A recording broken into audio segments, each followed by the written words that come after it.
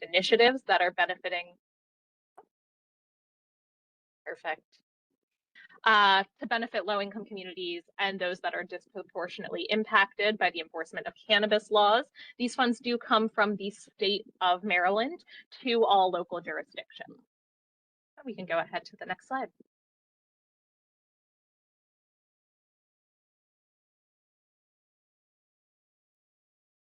We should have one before this. Perfect, thank you. Oh. Keeps wanting to skip ahead. Thank you.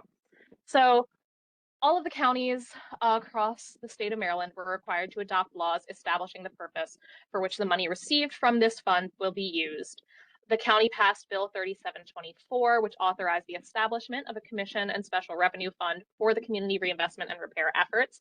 As Ashley said, she worked directly with our Community Reinvestment and Repair Commission, which was established and is going to be making recommendations for the use of these funds. We can go ahead to the next slide to talk about eligibility. So, per the Maryland State Office of Social Equity, which you'll also hear me refer to throughout this presentation as the OSE, and you'll see it written as OSE throughout this, funds from the program can only be used for community-based initiatives that benefit low-income communities, or funding community-based initiatives that serve disproportionately impacted areas. Can also be used for any related administrative expenses to host those activities. Entities that want to apply for funds can be private or nonprofit, but they must serve Baltimore County residents. Preference will be given to organizations who have already demonstrated work in the affected communities and zip codes. You must be in good standing with the Maryland Department of Assessments and Taxation, which you'll also hear me refer to as SDAT. If you're not sure if you are in good standing, you can search SDAT online, SDAT Good Standing Entity Search, and you should be able to find your profile on the Maryland State Department's website.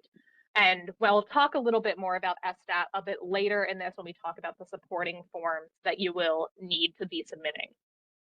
Organizations with an annual budget of over 1 million are encouraged to subcontract with smaller local-based organizations. So if you are a large organization that is applying for funds, we want to see that you're working with these smaller local organizations as well.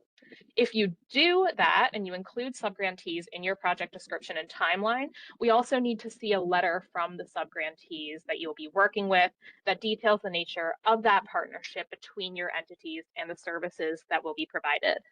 And as a point of clarity, you do not need to be affiliated with any cannabis-related business or activities to apply for these funds. While the program is called the Community Reinvestment and Repair Fund and it comes from cannabis tax revenue, you do not need to be affiliated with a cannabis-related business to apply for funds. So I'll move right into our funding priorities. Awards are going to be made to programs and projects based on the best interest of the county and the furtherance of our funding goals that address Baltimore County's community reinvestment and repair fund priorities. So that's step one. You must address the county's reinvestment and repair fund priorities. And then you must either serve populations in the target zip codes, which are listed here and which you can find on the OSE's website as well, or you must serve populations in low-income communities. And for the purposes of our fund for this program, we are defining low-income communities as communities within a qualified census tract designated by the Treasury and the HUD, the Office of Housing and Urban Development. You can find information on those areas at the HUD QCT portal. If you search HUD QCT portal, you can find that there, and we will be posting this webinar online as well for these links. We're going to continue with funding priorities. The priority areas are mental health and harm reduction, education and after-school programs, housing and unhoused prevention services, reentry and reintegration, adult professional development, entrepreneurship and economic development, nonprofit training and management to support BIPOC community leaders, and workforce development and training. Now let's talk a little bit about the funding prohibitions, what you're not able to use funds for. There are only two specific prohibitions to these funds. The funds cannot be spent on any law enforcement activities or agencies. And the latter, I just want to have this in here as a point of clarity. The funds cannot be used to supplant funding for pre-existing local government programs. This is specific to government programs. If you are a nonprofit organization or a for-profit organization, you are not a government or working with a government program, this does not apply to you, but I wanted to include it in here as a point of clarification so that we didn't have any confusion regarding that.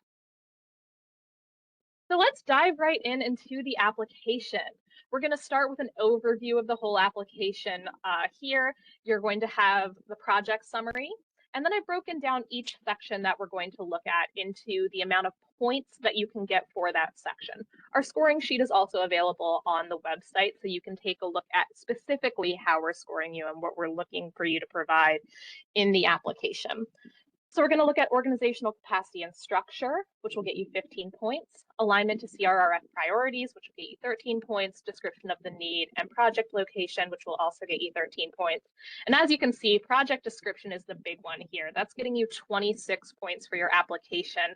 And we are going to discuss scoring a bit further in this, but I wanted to have this up front just so you have a bit of context as we go through it. We're going to look at those performance measures and project goals for 9 points, a sustainability plan for 2 points, your budget for 13 points, your supporting documentation for 9 points, and finally, funding priority considerations. And that is up to 6 points, which again, once we get to that slide, I'll clarify, and we're going to talk a little bit about renewal. So we're going to go ahead into the first part of the application, which is your overview. This portion is not getting you points, however, we do need you to fill it out. This is all of your general information. What is your organization's name? Where are you located? Who is submitting this application? What is your contact information? And then importantly down here at the bottom, what is the title of your project? What is the total project cost? And we'd also like you to include your organization's website if you have one as well. You'll also see in here that we have an application point of contact and a point of contact name for the project. If the person who is submitting the application on behalf of your organization is different than the person who will be managing the project, please include both of their names in this, the person who is submitting it as the application point of contact and the person who will be managing the project as the point of contact name for the project. All right, let's move right on to the project summary. Again, this portion is not being scored. We do, however, need you to include it.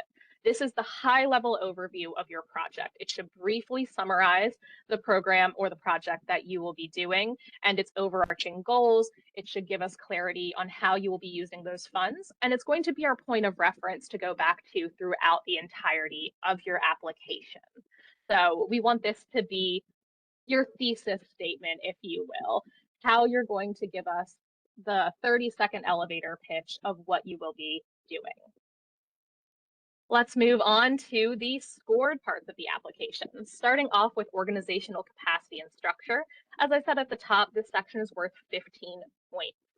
We are defining organizational capacity as your organization's history of work and the experiences and the skills of your organization's leadership and relevant employees. So with the first question here, and I'll let you guys read through these. I don't want to read everything just off the slides to you, but I'm going to tell you what we're going to be looking for. And as I said, you can also find this information on the scoring sheet on our webpage. So number 1, we're going to be looking to see, did you provide a clear and concise description of your organization's history and structure? Do we understand how your organization functions, what its mission is, and what you're doing? For the second question here, did you provide the information? And does that capacity seem sufficient to carry out the project?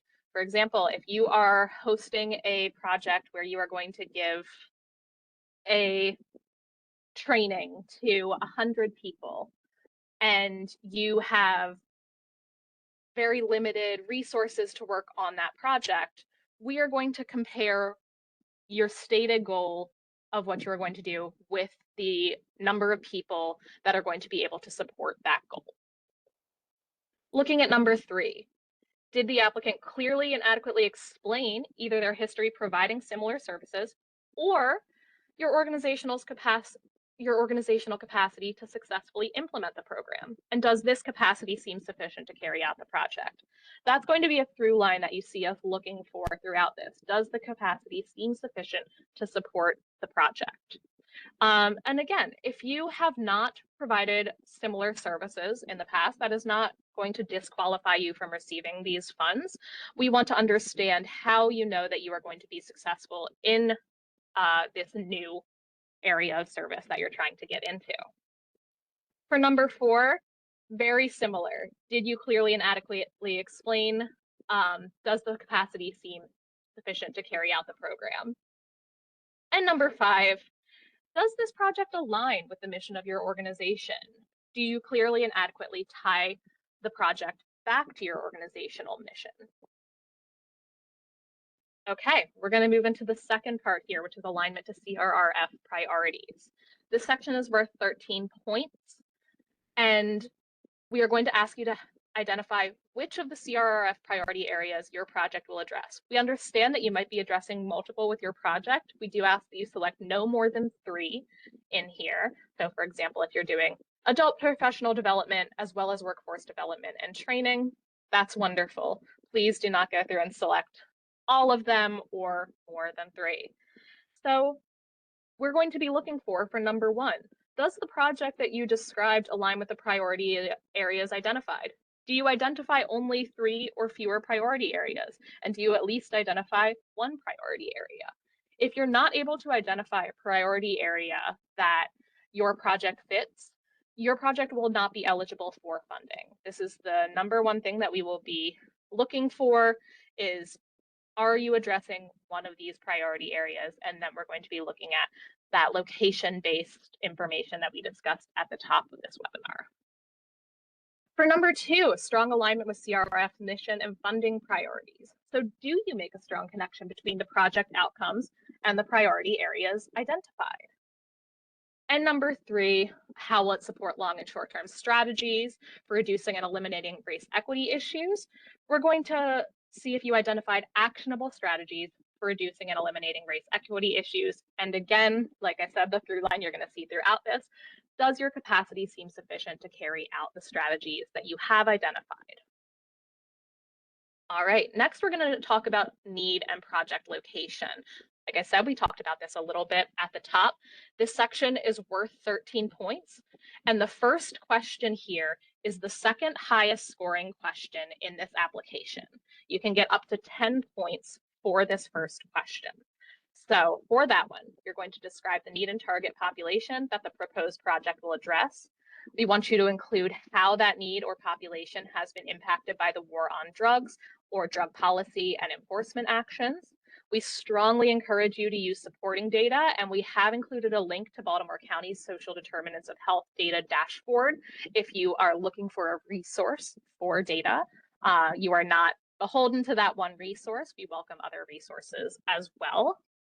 So for that question that can get you up to 10 points, we're going to look and see, did you clearly describe the need, the population, and the problem to be addressed? Do you offer detail as to how the need and population has been impacted by the war on drugs or drug policy? And do you use supporting data, and does that data support the need for your project? And for number 2, we are looking for whether or not you provided the requested information. Again, if this is not in a target zip code or a low-income community, which we are defining as an area in a qualified census tract, your program will not be eligible for funding, even if you are meeting the funding priorities.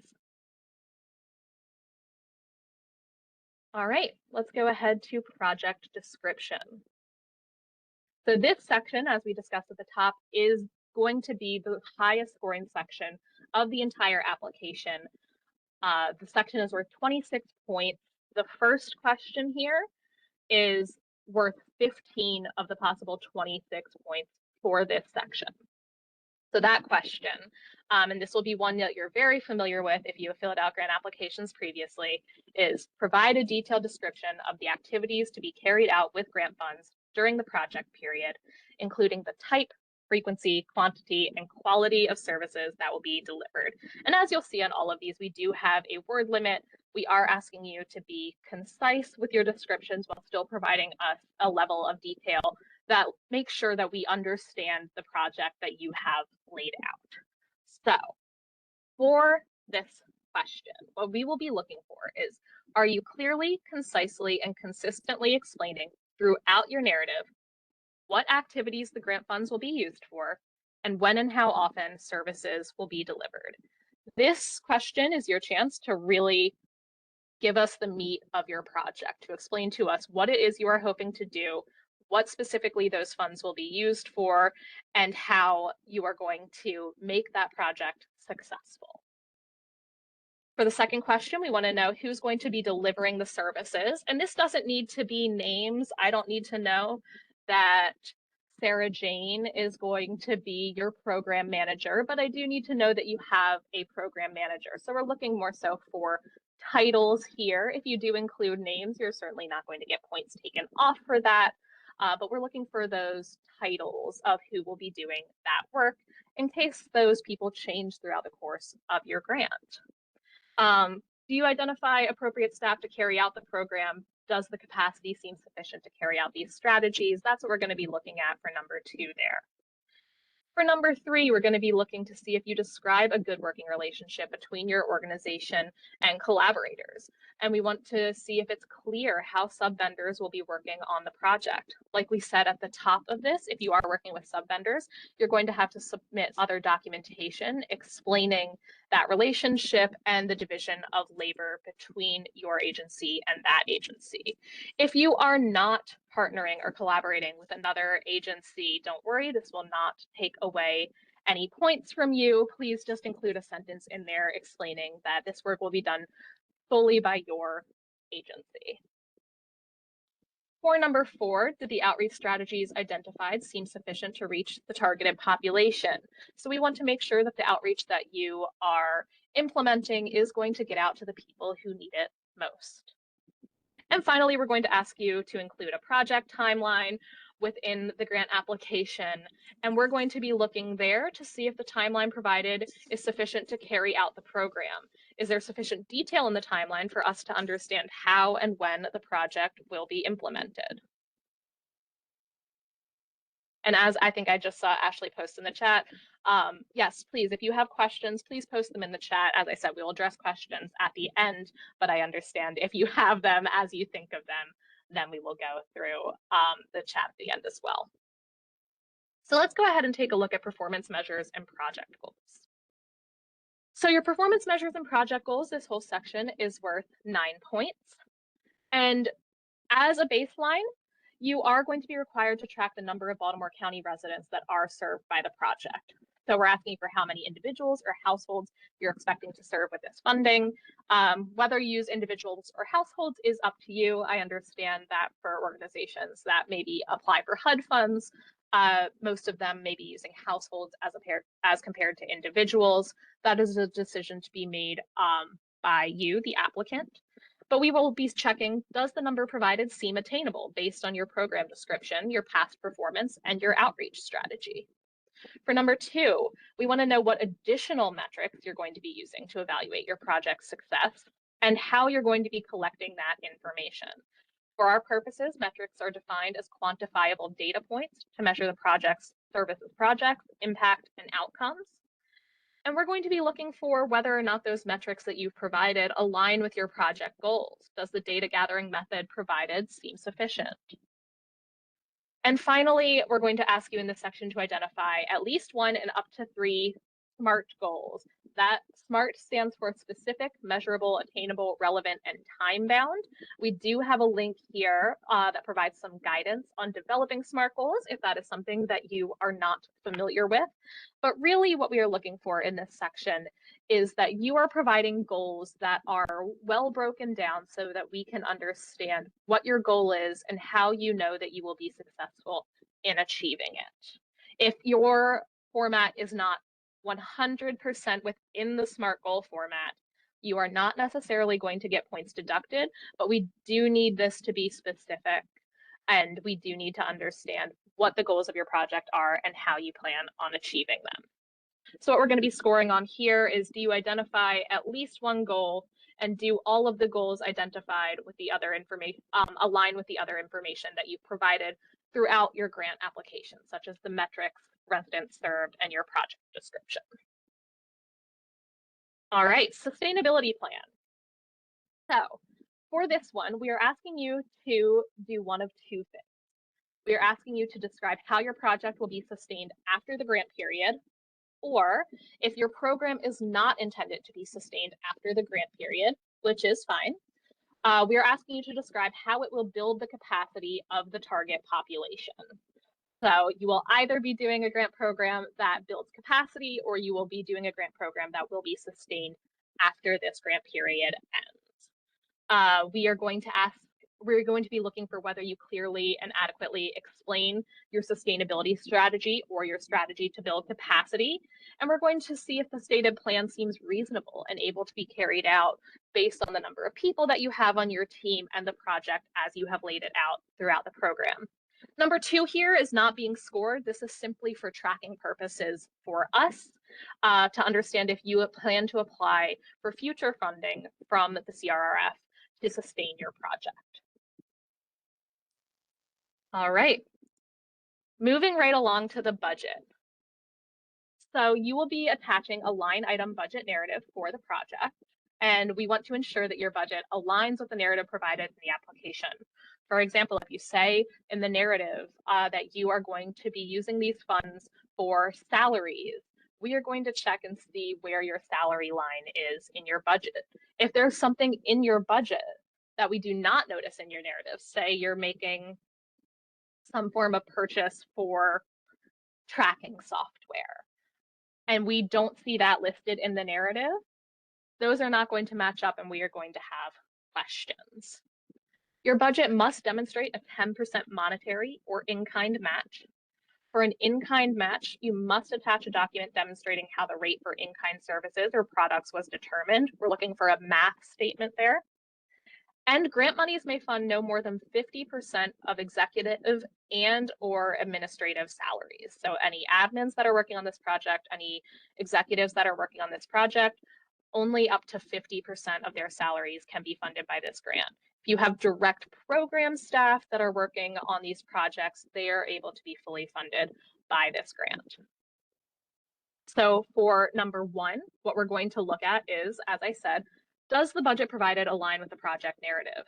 Do you adequately identify a 10% match? And do you have the supporting detail necessary for us to understand where that 10% match is coming from?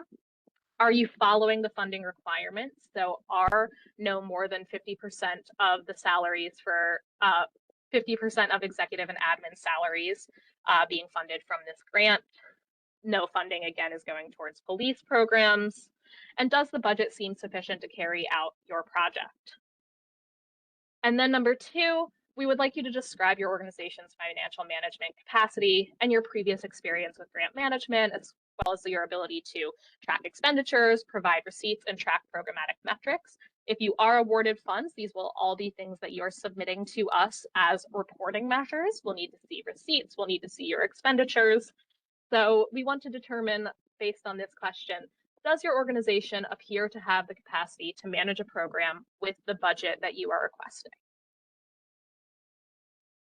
All right, moving into the supporting documents. We talked a little bit about this at the top. So we're going to get more into the weeds on the Baltimore County application for financial assistance in a few minutes here. But with that, you will also have to submit the latest copy of your financial statement. That will vary the type of financial statement based on the size of your organization. So we have included some examples here of things that we can accept. You will need to submit a copy of the current board of directors list. And if you are a corporation, we will need you to supply the names of major shareholders, any greater than 10%. Now, if you are a small organization and you have a small board of directors, you may just be able to embed this in the application for financial assistance actual document. Like I said, we'll talk about that more in a few minutes. But if it is a long list, you will likely just need to attach a separate document. And again, a copy of your organization's SSTAT certification of good standing. We do have the link in here, so you can go ahead and search your entity. And we don't need you to pay money to get the full document back saying that you are in good standing. You are welcome to take a screenshot of that SSTAT page showing that you are in good standing, and we can accept that. If your organization is not in good standing, we are not able to fund you until your organization has been brought into good standing. You'll also include an organizational chart. So that is basically showing us how your organization functions. Again, we talked about this a little bit at the top. This will look different from organization to organization, but we want to understand who's in charge, who reports to whom, and how that all functions within your agency. You'll submit a W-9 to us. This is simply so we can input you as a sole supplier within our finance system if you are chosen for funding. You'll submit a risk assessment, which again, we will talk about at the end. You will support an affidavit. And again, if you are subcontracting with other organizations, you must have letters of support or an MOU with the subcontractors that identify their support and what they will be doing. And this section is worth 9 points, so you can lose points for not including documents that are required to be submitted. And finally, let's talk about the funding priority considerations.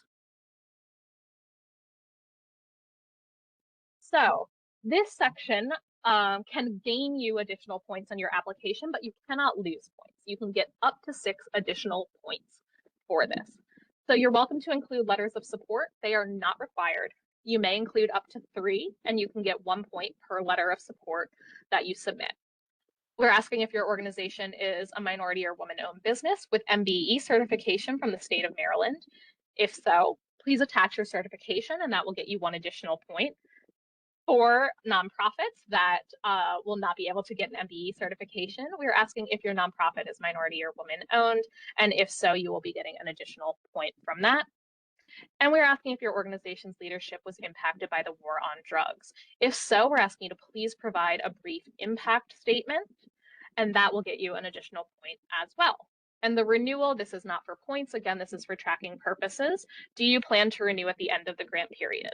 With that being said, we cannot guarantee renewal of funds at this time, but we do want to gather data on which grantees and how many grantees would be interested given the opportunity. So that is not something we can promise at this time, but it is something we would like to gather information on. So we're going to go ahead and take a look at the budget form. And I am aware that this right now on our webpage is in PDF format. We are working to see if we can get this uploaded in Excel format. And we will send out updates on that as we are able to. But this is what your budget. Not to interrupt you. So it is in Excel. We were able to get it up. So it should be corrected on the website. Fantastic, even better. So this is in Excel on the webpage. You can take a look at it there. I have included just the overview here, and this is broken down into 2 slides so that it is readable and not size 2 font. But up at the top, you're going to include your project title again, your organization, all of that information. And then this breaks your whole project budget down. We want to see not just what you are requesting from the county, but if you are using other funds to support this project, which you will have to provide a 10% match, so we will need to see at least that in your non-county funds. We want to see that broken down and your total project budget in the right-hand column. There will be other sheets on this that you'll see in the Excel document online for salaries. And if we go on to the next slide here,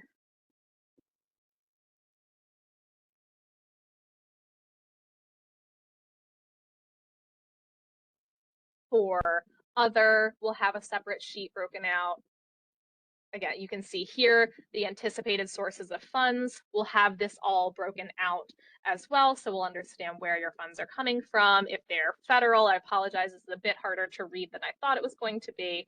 This says other federal funds, other state funds, other county funds, foundation funds, fundraising, etc. So you can find this form on our webpage. It breaks things down really directly.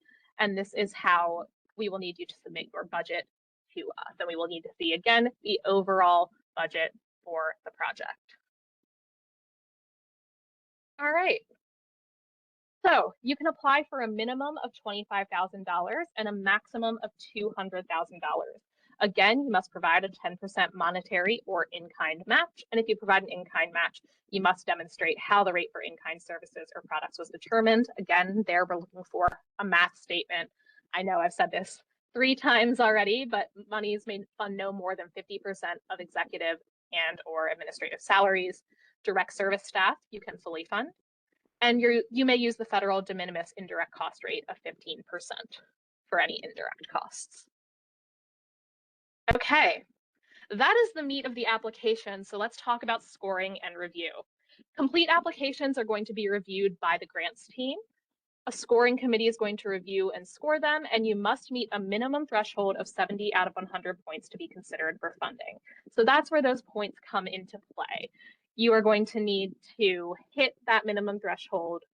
If you do not hit 70 out of 100, your application will not be considered for funding at this time. We will welcome you to apply for funding in the future.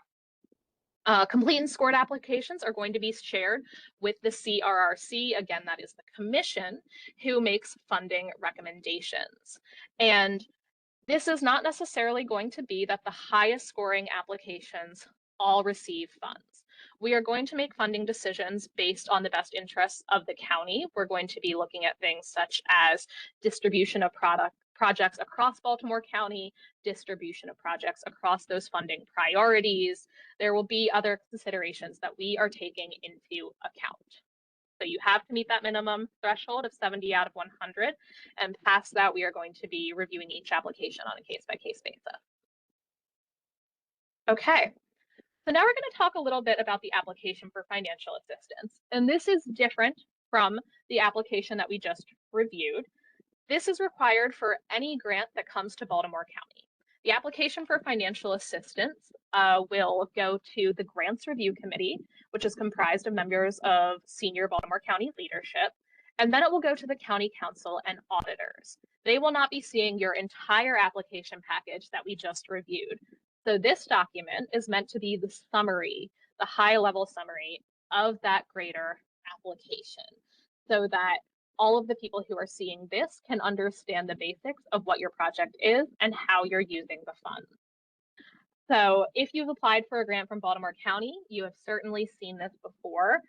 And up at the top here, similar to your application, you're going to be including your name or the name of your organization, your address, telephone, what type of entity you are, and then your councilmanic and legislative district. If you don't know this, you can find it on the Baltimore County website. And please do check your council and legislative district as district lines have shifted. Projects must benefit Baltimore County residents. So if your project is taking place outside of the county, we need to understand where the county residents that you are supporting with your project live. So in number 5 here, proposed use of requested funds, if your project is not taking place within Baltimore County but is supporting county residents, please give us a description of how you're supporting Baltimore County residents, where those residents are coming from, and then use that location for your councilmanic and legislative district. All right, the next part of the application for financial assistance. So up at the top, you're going to have your total project cost. If you refer back to that budget form, that is the far right column there. We are looking for the total funding, not just what you are getting from Baltimore County. Then to the right of that, that is where you're going to include the amount that you are requesting from Baltimore County. And to the right of that is where you're going to demonstrate your other funding sources. Again, that should at a minimum include that 10% match. We're going to ask you to include a copy of your financial statements as we set up at the top. Please just write in here for 6A what type of financial statement you're including and then attach it with this. And then number 7, we're going to ask you to list all county, federal, state, and other grants that could be private, etc., and loans that were awarded to your agency, your organization in the current and last 2 fiscal years. The county's fiscal year is July 1st to June 30th. If you cannot fit everything in this space, please attach a separate document for us, but it must be for the current and last 2 fiscal years. So for right now, that would be FY26, which we are in currently, fiscal year 25 and fiscal year 24. And we're going to ask you if there's a need for additional grant funds in this or future years to continue or complete the project or the applicant's operations. Now, the biggest thing for this, and you're going to hear me say it multiple times as we go through this application for financial assistance, is the application for financial assistance information must match the information provided in your larger grant application, and all of that must match the information provided in your budget. So for example, if in your larger application, you say that you are going to apply for $50,000, but in this, you say that you are applying for $50,001, we are going to come back to you and say, hey, this doesn't match up and we can't accept that at this time. So please check across all of your documents, make sure all of the numbers match, make sure that the story that you are telling is the same and that all of the information aligns.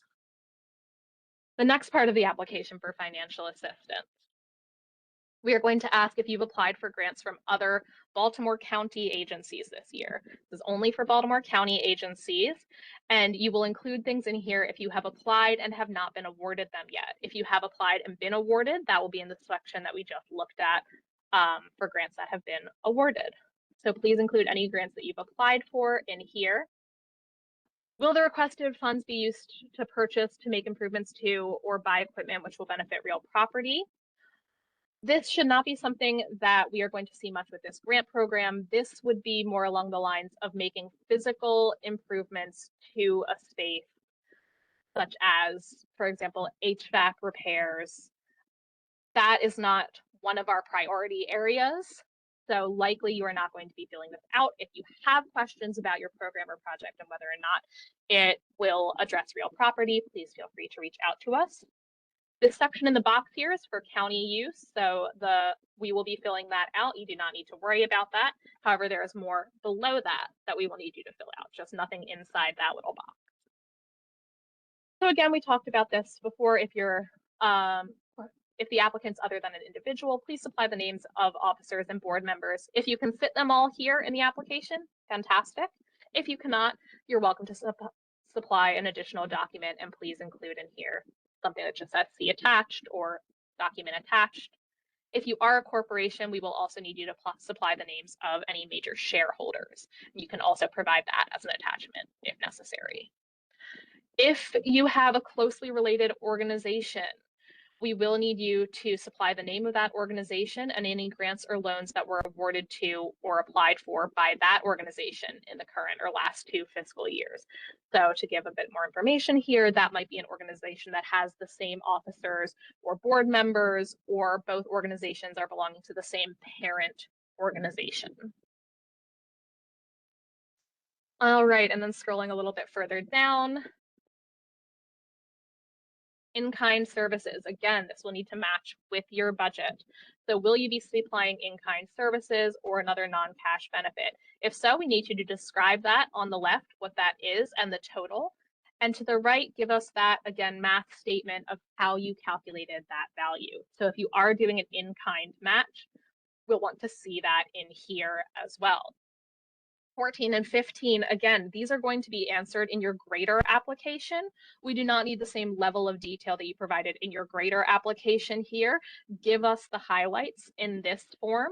So please provide what the population to be served by the project is, as well as the anticipated benefit to the community. And then finally, we are going to ask how you learned about this grant or loan program, in this case, a grant, and you're going to need to sign this, include your name, title, and date. That is the application for financial assistance. Again, I just want to remind you that all of the information must match, and that the application for financial assistance is the only document that is seen by the Grants Review Committee, which is members of senior county leadership, as well as the county council and auditors. So it is very important that it includes that high-level summary of your project. The risk assessment. We are asking everyone to complete a risk assessment, but do not worry, that will not be used to score your application, and it is not going to determine your organization's eligibility for funding. All that we are doing with the risk assessment is using it to develop a monitoring plan for your organization if you are chosen for funding. So the risk assessment goes from low level of risk to high level of risk. It is available on our webpage. And if you are a high level of risk, I know that feels a little scary and makes you worry. All that means is that we will be asking you to do more regular reporting to us so that we can get ahead of any concerns if they are to arise. If you score low on your risk assessment, you will have a not smaller, but a less frequent monitoring schedule. Deadlines. This is the big important thing that everyone wants to know. You must complete and submit all of your application documents by midnight on March 15th, 2026. Please ensure that all of your forms are fully completed and attached prior to submission. Incomplete or late applications may not be reviewed. All completed application materials should be submitted electronically via email to grfigrants@baltimorecounty.md.gov. Please include all of your documents in one email to us. We do not want to lose an email somewhere in the shuffle. Please include them in one email. We'll also be hosting another webinar on February 25th from 1 p.m. to 2:15 p.m.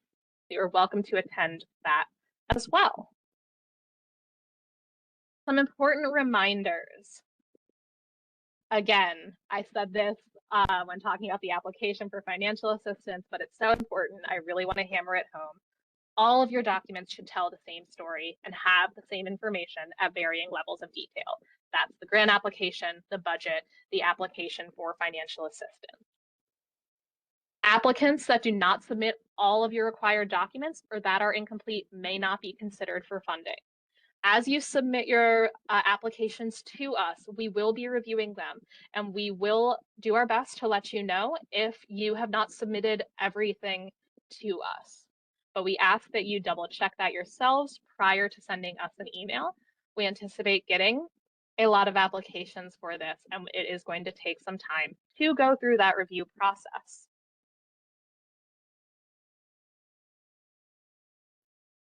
And finally, questions.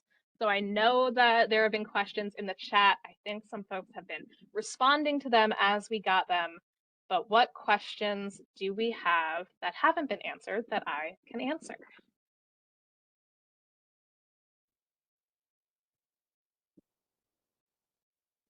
The last one I see, do I have the time wrong, Ashley, for the webinar on 2:25? It may be the same time as this one. It may be 12 to 1:15. It should be 12. My apologies. Yes, that is 12 to 1:15 on the 25th, not 1 to 2:15. Thank you. I'm going to try to go through the chat here. So,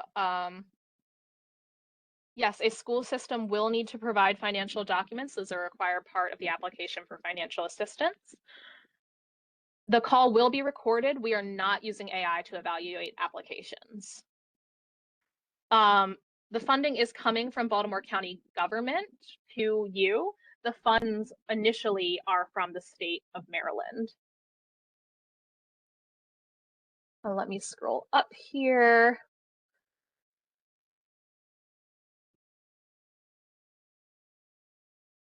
And excuse me as I go through here. Are we allowed to charge IDC similar to a federal or state grant? I apologize, I am not sure if IDC is indirect cost rate. That is something we discussed. So the federal de minimis rate that we are accepting is 15%. If that does not answer your question, please add another question in the chat and I will follow up with you. If your operating budget is over 1 million and you do not use subgrantees, are you automatically disqualified? That is a good question, and I will default to Matt. I know this is something that we have discussed and are still discussing. And if we don't get you an answer today, we can certainly follow up on that. I'm sorry, Gabby, it was cutting in and out. What's the exact question? If the operating budget is over 1 million and they do not use subgrantees, are they disqualified from funding? And I believe we were still discussing whether or not that would be a disqualification or just a consideration. We may need to answer this at a later time, but well, at this point, if it's not stipulated within the thing as being so, then it's a consideration. And it's nothing we can, at this point, if we've not precluded it at the moment. Perfect. Thank you.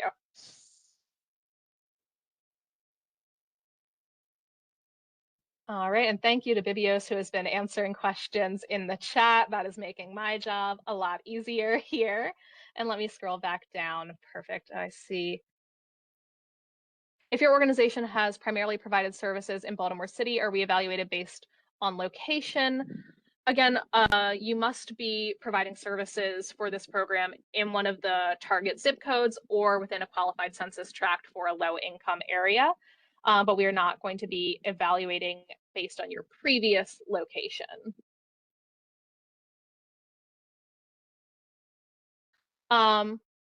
The total budget for this fiscal year, we are going to see how many grant applications we get and see what we are able to fund at this time. We don't have a specific number for how many grants will be awarded. For Dawn, yes, this will be a reimbursement-based grant. Opening a new location, that is a bit of a trickier question. I would say you need to look at the application and see if this really fits within the funding priority areas. And again, if that is going to be something that requires significant construction, building a building, that is likely not something that is going to be funded by these funds.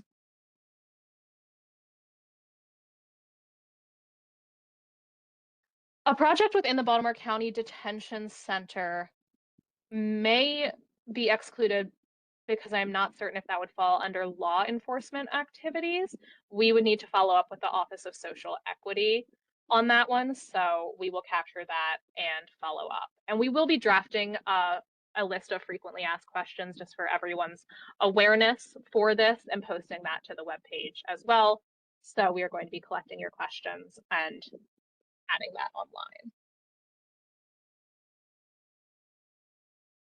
Yes, Demetrius, I believe the regional financial documents should be sufficient for those financial documents. Thank you.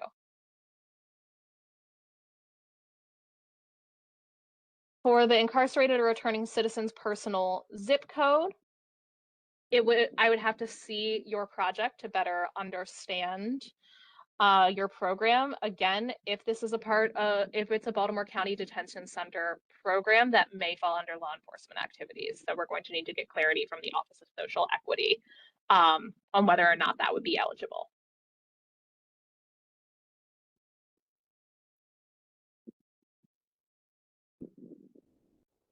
Additional questions?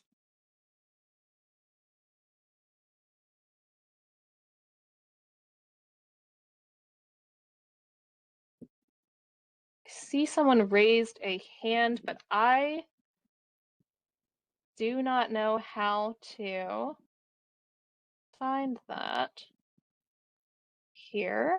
Oh, and maybe it was taken down. Jamie, can you raise your hand one more time? I think I can unmute you. I think I found it here. Go ahead. Oh, thank you. Can you hear me? I can. Awesome. Okay, so Goucher has a prison education program. So it's not that we're working with law enforcement, we're working with the incarcerated and the returning citizen. So that's what I was trying to understand, because they take the residents of Baltimore County and ship them to the state prison. Would it disqualify because the state prison is not located in Baltimore County, or would it qualify because the returning and the currently incarcerated citizens are from Baltimore County? Sorry, I was trying to make that make sense via typing. No, I understand, and I'm glad that you raised your hand to come off mute. We will look into that and follow up with you. So please, if you could either direct message myself or send us an email to GRSI grants we will follow up with you on that. Thank you. Because again,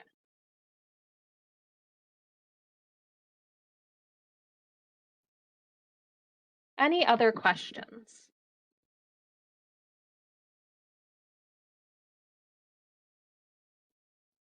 We will be updating the website with additional information.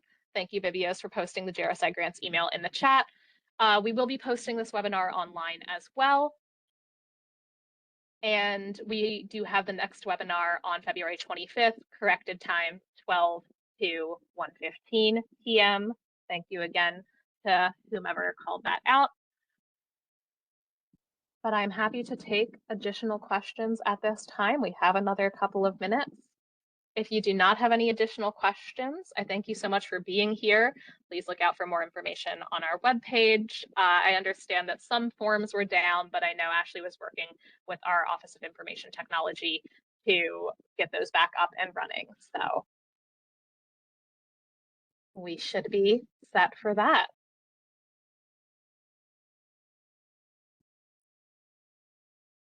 Okay, well, I'm going to give folks another minute here. And if we don't get any additional questions in that time, I will set everyone loose. And again, I thank you all for being here. We'll just give it one more minute.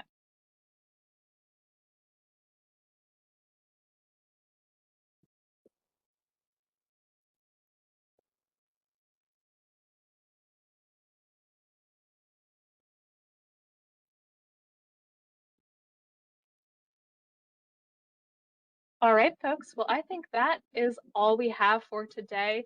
If you do think of additional questions, feel free to reach out to us at jrsigrants@baltimorecountymd.gov. We do have people monitoring those emails throughout the workday, so we will be responding as we receive them. You should also get an auto response from us so that you know your email has made it to our inbox once you send something over.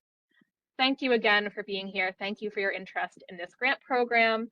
We look forward to reading your applications, and we will post our frequently asked questions on the webpage once we have finalized them. And for anyone with more specific questions, we will get back to you once we have clarified. So thank you so much and have a wonderful day.